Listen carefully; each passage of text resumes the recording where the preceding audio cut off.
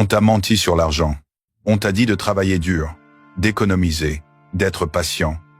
Que si tu es honnête et persévérant, la richesse viendra. Mensonge. Regarde autour de toi. Les plus riches ne sont pas les plus travailleurs. Ils ne sont pas les plus honnêtes. Ils ne sont pas les plus patients. Ils sont les plus stratégiques. Tu es sur pensée nue.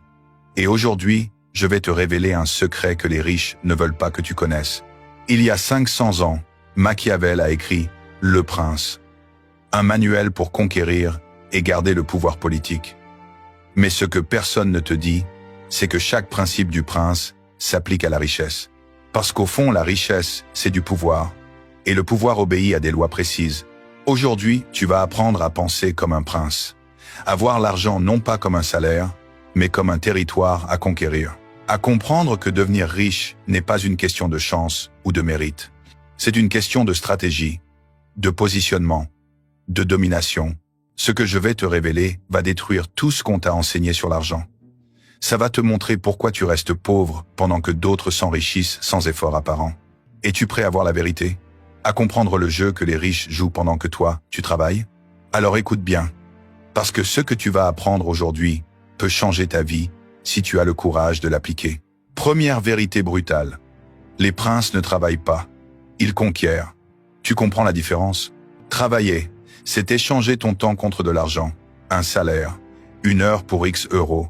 C'est une prison dorée, parce que ton temps est limité, donc ton argent est limité.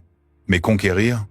Conquérir, c'est prendre des territoires qui génèrent de la richesse, pendant que tu dors, pendant que tu vis, sans limite. Machiavel écrivait « Un prince doit constamment penser à agrandir son domaine. Remplace domaine par source de revenus. Et tu as le secret de la richesse. » Les riches ne pensent pas en termes de salaire. Ils pensent en termes de territoire, d'actifs, de systèmes qui génèrent de l'argent. Un employé pense « Comment gagner plus par heure ?» Un prince pense « Comment créer un système qui me paye pendant que je dors ?» Tu vois la différence? Regarde Jeff Bezos. Tu crois qu'il est riche parce qu'il travaille dur? Il dort comme toi. Il a 24 heures dans une journée comme toi. Non, il est riche parce qu'il possède un territoire, Amazon, un empire qui génère de la richesse constamment, sans sa présence, sans son temps. C'est ça penser comme un prince, comprendre que la richesse ne vient pas de ton travail, elle vient du travail de tes systèmes. Machiavel observait que les princes les plus puissants n'étaient pas ceux qui combattaient eux-mêmes. C'étaient ceux qui avaient des armées, des systèmes, des organisations qui combattaient pour eux. Transpose ça à l'argent. Tu veux devenir riche? Ne cherche pas à travailler plus dur. Cherche à construire des systèmes qui travaillent pour toi. Un business qui tourne sans toi. Des investissements qui génèrent des revenus passifs. Des actifs qui prennent de la valeur pendant que tu vis. Mais voilà le piège. Et c'est là que la plupart échouent. On t'a conditionné à penser comme un serviteur, à attendre qu'on te donne un salaire, à demander la permission, à suivre les règles. Mais les princes ne demandent pas la permission. Ils ne suivent pas les règles. Ils créent leurs propres règles. Et c'est exactement ce que tu vas apprendre à faire. Premier principe machiavélien de la richesse. Prends ce qui n'appartient encore à personne. Machiavel écrivait « Les meilleurs territoires à conquérir sont ceux qui ne sont pas encore défendus. » Transpose ça au business moderne. Tu veux créer de la richesse? Ne va pas là où tout le monde se bat. Ne va pas dans les marchés saturés. Ne fais pas ce que tout le monde fait déjà. Trouve les espaces vides, les opportunités que personne n'a encore vues, les territoires qui n'appartiennent à personne. Steve Jobs n'a pas inventé l'ordinateur. Il n'a pas inventé le téléphone. Mais il a vu un espace vide, des téléphones intelligents qui soient beaux, simples, désirables. Tout le monde faisait des téléphones moches et compliqués. Nokia, BlackBerry, il dominait le territoire. Jobs a vu l'espace vide et il l'a conquis. En 10 ans, Nokia a disparu, BlackBerry a disparu, Apple vaut des trillions. C'est ça penser comme un prince. Voir ce que les autres ne voient pas. Elon Musk, même logique. Tout le monde disait, les voitures électriques, c'est moche, c'est lent, personne n'en veut. Musk a vu l'espace vide. Une voiture électrique qui soit belle, rapide, désirable. Tesla. Des centaines de milliards de dollars de valeur. Tu comprends le pattern? Les riches ne se battent pas sur des territoires saturés. Ils trouvent des espaces vides et ils les conquièrent. Maintenant, tu vas me dire, mais moi, je n'ai pas l'argent de Jobs ou de Musk. Faux problème. Les espaces vides existent à tous les niveaux. Tu es graphiste? Tout le monde fait des logos génériques. Trouve un espace vide. Des logos pour des niches spécifiques que personne ne sert. Tu es coach? Tout le monde fait du coaching de vie générique. Trouve un espace vide. Coaching pour une catégorie très spécifique de personnes. Tu veux investir? Tout le monde achète les mêmes actions populaires. Trouve un espace vide. Des entreprises sous-évaluées que personne ne regarde. L'espace vide est partout. Mais tu ne le vois pas parce que tu penses comme tout le monde. Machiavel insistait. Le prince qui veut conquérir doit observer ce que les autres princes négligent. Qu'est-ce que les autres négligent dans ton domaine? Quels problèmes existent mais personne ne les résout? Quels besoins existent mais personne ne les sert? C'est là qu'est la richesse. Mais attention, prendre un territoire vide ne suffit pas. Il faut aussi savoir le défendre. Et c'est là qu'intervient le deuxième principe. Deuxième principe machiavélien. Ne partage jamais ton territoire volontairement. Machiavel était brutal sur ce point. Un prince qui donne des portions de son royaume crée ses propres ennemis. Qu'est-ce que ça veut dire pour toi? Ça veut dire, ne dilue jamais ta valeur. Ne brade jamais tes prix. Ne donne jamais gratuitement ce qui devrait être payé. Je vais te dire quelque chose qui va te choquer. La générosité est une vertu de pauvre. Les riches ne sont pas généreux. Ils sont stratégiques. Tu vas me dire, mais Bill Gates donne des milliards. Oui. Après avoir construit son empire, après avoir défendu son territoire, après avoir écrasé toute concurrence, Microsoft, dans les années 90, était impitoyable. Ils écrasaient les concurrents. Ils protégeaient leur territoire avec une férocité absolue. Maintenant que Gates est multimilliardaire, il peut se permettre la philanthropie. C'est une stratégie d'image, d'héritage. Mais ce n'est pas ce qui l'a rendu riche. Ce qui l'a rendu riche, c'est de défendre son territoire sans pitié. Toi, qu'est-ce que tu fais? Tu bradais tes prix pour avoir des clients. Tu travailles gratuitement pour te faire connaître. Tu donnes ton expertise pour créer de la valeur. Tu dilues ton territoire. Et tu t'appauvris. Machiavel te dirait, ce qui est gratuit n'a pas de valeur. Et celui qui ne valorise pas ce qu'il possède, ne possède rien. Pense aux marques de luxe. Hermès, Louis Vuitton, Rolex. Ils ne bradent jamais, jamais de solde, jamais de réduction, jamais de prix d'amis. Pourquoi? Parce qu'ils comprennent que la rareté crée la valeur, et que la valeur crée la richesse. Si tu veux devenir riche, tu dois créer de la rareté autour de ce que tu offres. Arrête d'être disponible pour tout le monde. Arrête de répondre immédiatement. Arrête de dire oui à tous les projets. Deviens rare, précieux, inaccessible. Et quand tu fixes tes prix, multiplie-les par 3, puis encore par 2, jusqu'à ce que les gens commencent à dire « c'est cher ». Quand ils disent ça, tu es dans la bonne fourchette, parce que cher signifie valoriser, et valoriser signifie rare, et rare signifie riche. Mais voici le secret ultime de la défense du territoire. Les princes ne défendent pas seulement contre les ennemis extérieurs, ils défendent aussi contre les traîtres intérieurs. Qu'est-ce que ça veut dire pour toi? Ça veut dire élimine impitoyablement tout ce qui draine ta richesse sans retour. Ces amis qui empruntent de l'argent et ne remboursent jamais, élimine. Ces clients qui négocient constamment et te pompent ton énergie, élimine. Ces projets qui te prennent du temps mais ne génèrent aucun revenu, élimine. Machiavel écrivait « Mieux vaut être craint pour sa fermeté que aimé pour sa faiblesse.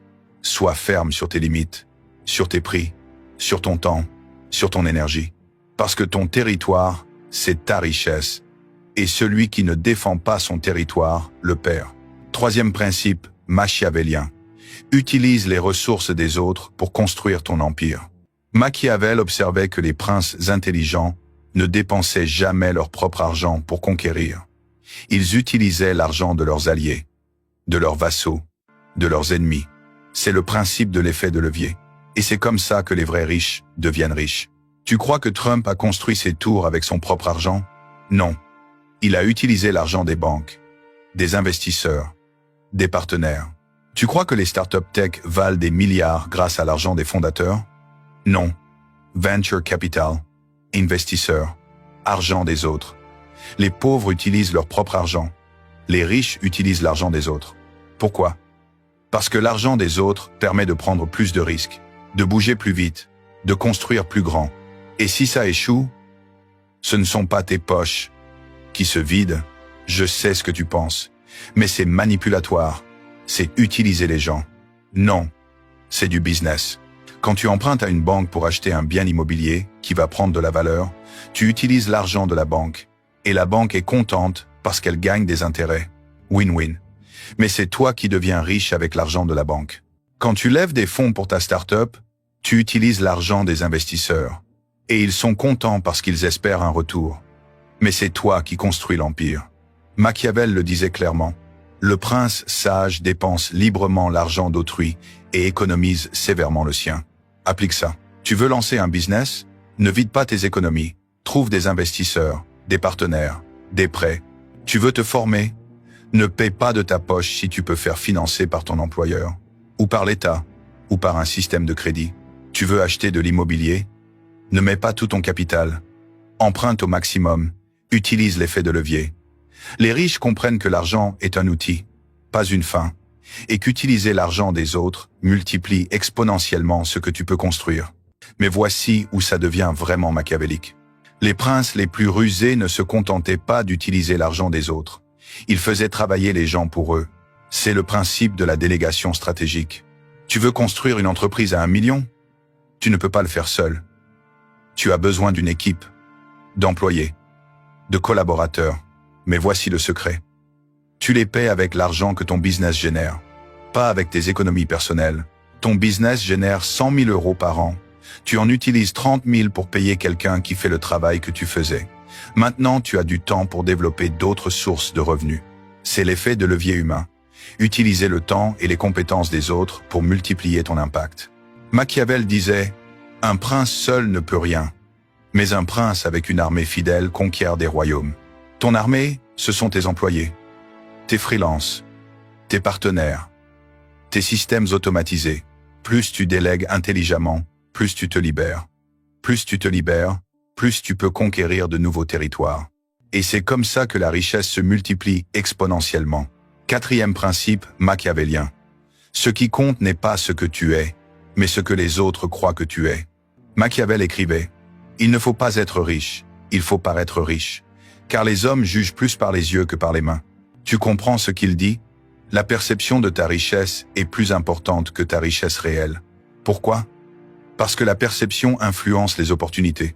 Si tu parais riche, les gens voudront faire affaire avec toi, investir avec toi, te prêter de l'argent, te confier des projets.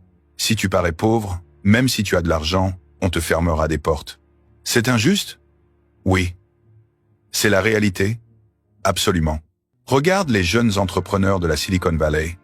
Ils n'ont souvent rien, pas de revenus, parfois endettés jusqu'au cou, mais ils paraissent riches.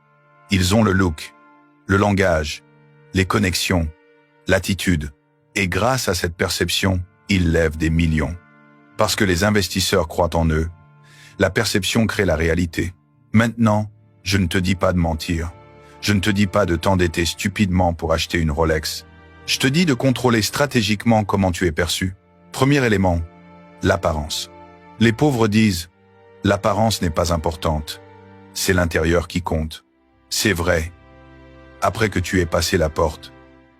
Mais pour passer la porte, l'apparence compte. Les études le prouvent. Les gens bien habillés sont perçus comme plus compétents, plus dignes de confiance, plus riches. Tu n'as pas besoin de marques de luxe. Tu as besoin de vêtements qui communiquent. Je prends soin de moi. J'ai des standards, des vêtements bien coupés, propres, coordonnés. Ça suffit pour changer radicalement comment on te perçoit. Deuxième élément, ton environnement. Si tu reçois des clients dans un bureau miteux avec des meubles Ikea bas de gamme, qu'est-ce qu'ils pensent? Ce type n'a pas de succès. Je ne vais pas lui faire confiance avec mon argent. Mais si ton bureau est propre, bien agencé, avec quelques éléments qui suggèrent le succès, tout change. Tu n'as pas besoin d'un bureau immense. Tu as besoin d'un bureau qui communique la réussite. Troisième élément, ton langage. Les pauvres se plaignent. C'est dur. Je galère. Les riches projettent le succès. Ça avance. Des projets intéressants en cours. Période dense mais excitante. Tu vois la différence? Même si la réalité est difficile, le langage crée une perception de contrôle et de progression. Quatrième élément, tes associations. Avec qui tu te montres définit qui tu es perçu être. Si tu es toujours entouré de gens qui se plaignent et qui sont cassés, on te percevra comme cassé. Si tu te montres avec des gens qui réussissent, On te percevra comme quelqu'un qui réussit, même si tu es le moins riche du groupe. Machiavel observait que les princes choisissaient soigneusement avec qui ils apparaissaient en public, parce que l'association crée la perception. Cinquième et dernier élément, la rareté de ta disponibilité. Les gens désespérés sont toujours disponibles, répondent immédiatement, disent oui à tout. Les gens riches et puissants sont rares, difficiles à joindre, sélectifs, ne répond pas toujours immédiatement, fait attendre, dit non à la plupart des demandes. Pourquoi? Parce que ça communique. Mon temps est précieux, je suis demandé, je suis sélectif. Et cette perception crée la réalité. Les gens te valorisent plus, te payent plus, te respectent plus. Machiavel avait raison. Contrôle la perception, et tu contrôles les opportunités. Contrôle les opportunités, et tu contrôles la richesse. Cinquième et dernier principe machiavélien, sois impitoyable dans l'exécution. Machiavel écrivait, « Les hommes hésitent dans leurs actions, et cette hésitation les perd. » Tu sais pourquoi la plupart des gens restent pauvres? Pas par manque d'idées, pas par manque d'opportunités, par manque d'exécution impitoyable. Ils ont des idées brillantes, ils voient des opportunités, puis ils hésitent, ils doutent, ils attendent le bon moment, ils cherchent la perfection. Et pendant qu'ils hésitent, quelqu'un d'autre exécute et devient riche. Les princes, dit Machiavel, doivent être capables d'agir rapidement et brutalement quand l'occasion se présente. Tu vois une opportunité? Agis immédiatement. Pas demain. Pas la semaine prochaine. Maintenant. Tu as peur d'échouer? Normal. Mais la peur de l'échec ne peut pas te paralyser. Les riches échouent constamment. Elon Musk a failli faire faillite plusieurs fois. Jeff Bezos a lancé des dizaines de produits qui ont échoué. Warren Buffett a fait des investissements désastreux. La différence? Ils n'ont pas arrêté. Ils ont exécuté. Encore et encore. Impitoyablement. Voici la vérité brutale. L'exécution imparfaite bat la planification parfaite. Toujours. Tu peux passer 6 mois à planifier le business parfait. Quelqu'un d'autre lance en 2 semaines avec un produit imparfait. Et il apprend. Il ajuste. Il améliore.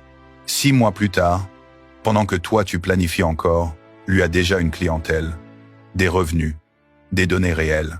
Machiavel insistait, le prince qui hésite est perdu. Car pendant qu'il hésite, ses ennemis agissent. Dans le monde de l'argent, tes ennemis ce sont tous ceux qui exécutent pendant que tu hésites. Maintenant, être impitoyable dans l'exécution ne signifie pas être stupide. Ça signifie 3 choses. 1.